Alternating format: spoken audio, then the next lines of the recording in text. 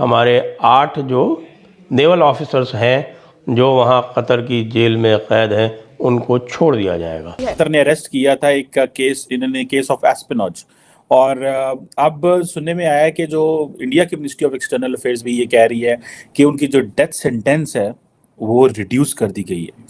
बड़ी diplomatic victory है for India, और ये एक समझें कि बहुत बड़ा रिलीफ मिला है। कि कतर की अथॉरिटीज ने जो हमारे 8 नौसेना के अधिकारी थे, कुछ नौसेना के वर्कर्स थे, कुछ फॉर्मर थे, सारे के सारे, इन सब की डेथ सेंटेंस को कम्यूट कर दिया, मतलब डेथ सेंटेंस को खत्म कर दिया। मतलब अब उनको दूसरी सजा सुनाई जाएगी, मतलब उनको सजाए मौत उनकी रद्द कर दी गई है। ये लगभग सेटल हो गया है, कोई चिंता का विषय नहीं है, क्योंकि हमारे अफसरों ने कभी किसी के लिए जासूसी की है, ना कभी करेंगे, हमें इसकी कोई जरूरत नहीं। देखिए, क्वाइट डिप्लोमेसी की वजह से ही मुझे लगता है आज ये जो एक खुशखबरी है हम देख पा रहे हैं। आज हम देखते हैं कि भारत का खास तौर पे अमेरिका में, मगरबी दुनिया में बड़ा असर रसूख है। भारतीय प्रधानमंत्री और कतर के अमीर के बीच में भेंट हुई, बहुत ही सरलता और सहजता से अपनी डिप्लोमेसी की सहायता से, और जो दूसरे और लिवरेजेस हैं जिनके बिना कतर का काम नहीं चल सकता,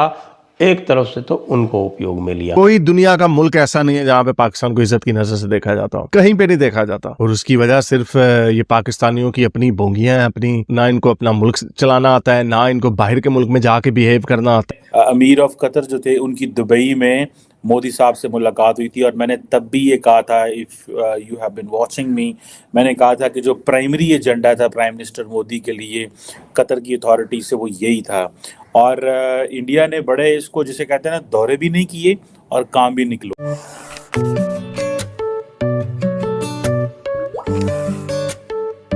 दोस्तों, हमारे जो 8 एक्स आर्मी ऑफिसर्स को कतर के कोर्ट ने मौत का सजा सुनाया था, अब कतर के कोर्ट ने मौत का सजा खारिज कर दिया है और उन्हें अभी जेल में रखा गया है। दोस्तों, ये भारत के लिए बहुत बड़ी डिप्लोमेटिक जीत है, क्योंकि किसी देश के कोर्ट ने मौत का सजा सुनाकर फिर उसे खारिज कर देता है। यह दिखाता है कि भारत की फॉरेन पॉलिसी कितना स्ट्रॉन्ग है। और कतर ने किस वजह से हमारे एक्स आर्मी ऑफिसर्स को मौत का सजा सुनाया था वो अभी तक पता नहीं चला है, क्योंकि कतर में कोई लोकतंत्र नहीं है, इसलिए सारी बातों को आपको ऑन पेपर देखने को नहीं मिलेगा। लेकिन इस पर फॉरेन मीडिया ने दावा किया था कि भारत के एक्स आर्मी ऑफिसर्स को सजा सुनाने के पीछे कतर और इटली के बीच जो सबमरीन का डील हुआ था, उसके खुफिया जानकारी को हमारे एक्स आर्मी ऑफिसर्स ने इजराइल के साथ शेयर किया था। लेकिन इस दावे को ना ही कतर ने सामने रखा और ना ही भारत की तरफ से इस पर कुछ कहा गया। कतर में जो हमारे 8 एक्स आर्मी ऑफिसर्स को मौत का सजा खारिज किया है, इसके पीछे सबसे बड़ा हाथ पीएम मोदी का बताया जा रहा है, क्योंकि इस मामले में खुद पीएम मोदी ने कतर के अमीर के साथ फोन पर बात किया है। पर हाल ही में दुबई के अंदर जो समिट हुआ था, उसमें भी पीएम मोदी ने कतर के अमीर के साथ बैठकर इस मुद्दे को उठाया था। अब ये कहा जा रहा है कि कतर ने जो हमारे एक्स आर्मी ऑफिसर्स को जेल में रखा है, अब उन्हें भारत में लाया जाएगा, क्योंकि 2014 में भारत और कतर के बीच एक चुक्ति साइन हुआ था। उसके तहत अब उनको भारत में लाया जाएगा और आगे की प्रोसेस भारत में ही होगा। ने यह निर्णय कर लिया है कि हमारे 8 जो नेवल ऑफिसर्स हैं जो वहाँ कतर की जेल में कैद हैं उनको छोड़ दिया जाएगा। आपको ध्यान है कि यह बात हम आरंभ से कहते आ रहे हैं और हम ये बता रहे हैं आपको कि ये किस प्रकार से किया गया। कई लोग जो हैं जो इसको बावेला मचा रहे थे और जो कह रहे थे कि देखिए भारत को तो कतर जैसे ने झुका दिया एक बार फिर से। तो भाई कतर जैसे ने झुकाया जो था तो वह आप भूल गए कि जिसको आप झुकाना कह रहे हैं उसमें एक कार्यक्रम में बहुत सारे पेच और आने बाकी हैं। भारत तो पाकिस्तान जैसे ने जब कुलभूषण जाधव को अगवा करके अपने यहाँ रख लिया तब उसको तो जाकर इंटरनेशनल कोर्ट ऑफ जस्टिस तक लड़ाई की, तो ये कतर वाला मामला तो बहुत ही छोटा सा था। तो कतर में, क्योंकि कतर के ऊपर हमारे बहुत सारे लिवरेजेस हैं, और दूसरी बात यह है कि कतर जो है वो भारत को दुश्मन मुल्क मान के नहीं चलता है। पाकिस्तान के साथ समस्या ये है कि पाकिस्तान अगर हिंदुस्तान को दुश्मन मुल्क ना माने तो उसका जो निर्माण हुआ था वही एक प्रकार से संदेह की धारा में आ जाएगा, संदेह के दायरे में आ जाएगा। उसके लिए तो अत्यंत आवश्यक है, जिस दिन वह भारत को दुश्मन मानना बंद कर देगा उस दिन ये कहा जाएगा कि भाई फिर तुमने ये पाकिस्तान बनाया ही क्यों। इसलिए उसके लिए तो ये अत्यंत आवश्यक है, इसलिए वो सारे कार्य दुश्मनी के हिसाब से करता रहता है और उसके जो राजनेता है वो लगातार बोलते रहते हैं। लेकिन क़तर के साथ ऐसी समस्या नहीं है। क्यों? क्योंकि क़तर के साथ किसी प्रकार का इन्फीरियरिटी कॉम्प्लेक्स नहीं है, उनके पास कोई एहसास कमतरी या हीन भावना नहीं है। वो अपने अरब वाले जो अस्तित्व है, जो उनकी जो अरबी पहचान है, उसमें वो पूरी तरह से सहज है, कंफर्टेबल है। They are comfortable with their Arab identity, इसलिए यह समस्या उनके साथ नहीं है।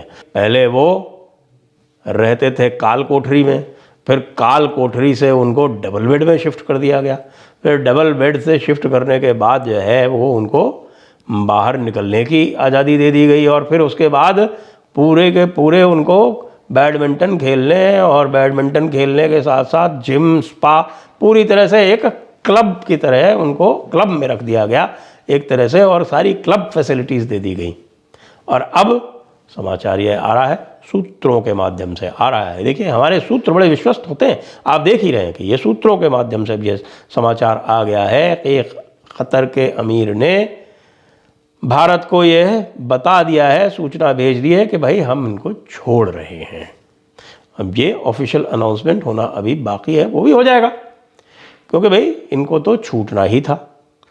क्यों?